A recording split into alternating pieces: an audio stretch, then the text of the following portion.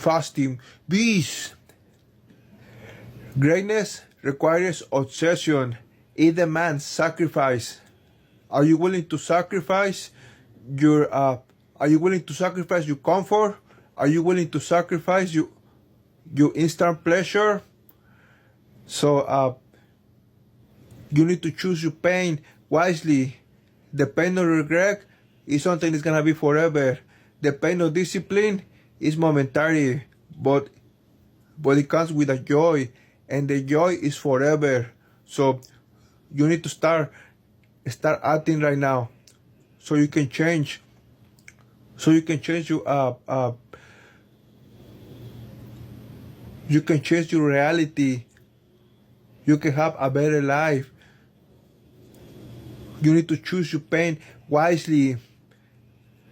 You know, I'd rather choose the pain or discipline, because discipline is freedom. When you're disciplined, you're no longer controlled by your habits. You're no longer controlled by your mind. You're no longer controlled by your feelings. So you need to choose your pain wisely.